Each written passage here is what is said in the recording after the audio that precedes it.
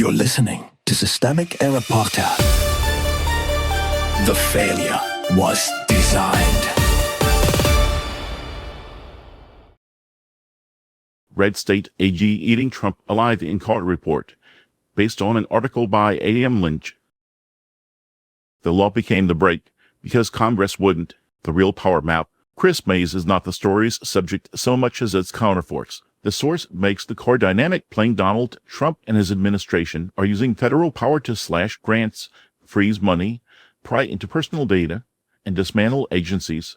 A Republican-controlled Congress is sitting on its hands, and Democratic state attorneys general are left to stop the wreckage in court. That is the governing reality here, not debate, not oversight. A deliberate effort to expand executive damage, met by the only institutional actors still behaving like they think the Constitution matters. What Mayes is actually fighting. Mayes has filed 43 lawsuits against the Trump administration since he returned to office, and the cases described are not symbolic. She has fought to stop funding freezes that would hit Arizona agencies, blocked access to Social Security numbers and veterans benefits, challenged cuts to university research support, and pushed back on the attempt to dismantle the Department of Education. She also helped defeat Trump's effort to rewrite birthright citizenship, which is not a policy disagreement, but an attack on a constitutional guarantee. The source says her office claims an 80% success rate. That number matters less than the fact that so much of the federal assault is being checked only after the damage is already underway. Congress chose inaction. The most revealing line in the source is the one about a Republican-controlled Congress that has essentially stood by and let it happen. That is not a procedural footnote. It is the mechanism of collapse. When Congress refuses to constrain a president, executive power does not remain neutral. It gets weaponized. Trump does not need legislative approval to create chaos if the opposition party in Congress is willing to treat constitutional erosion as background noise. The absence of resistance becomes permission.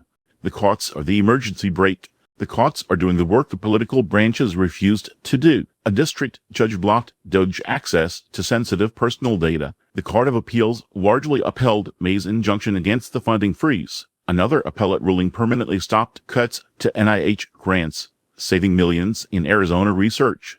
A separate court order halted the administration's bid to fire Department of Education staff while the case proceeds. This is not a healthy balance of power. It is tree analyze. Courts are being asked to repeatedly unmake executive sabotage after it has already been announced, packaged, and inflicted. That is what happens when a presidency treats litigation as just another obstacle to bulldoze. The pattern underneath. The pattern is familiar. Flood the system with illegal or extreme actions, then rely on delay, exhaustion, and institutional cowardice to make the harm stick even when the courts eventually intervene. Trump's use of DOJ as a machete is not accidental language. It captures the method to cut first, litigate later, keep moving. That is why Democratic attorneys general matter, not because they are ideal substitutes for federal power, but because they are one of the few remaining institutional defenses against a party that has largely abandoned its obligation to govern in good faith. Democratic power means using it. The political meaning of this story is not that Mayes is unusually aggressive.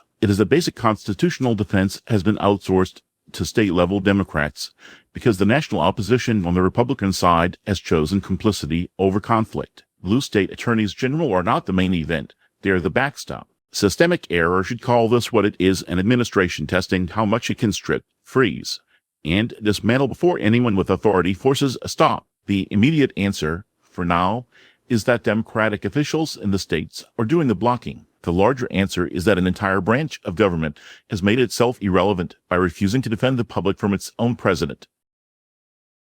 You've been listening to Systemic Error, thanks to Alternet for today's article, with the automated voice of Norman. Thanks for listening.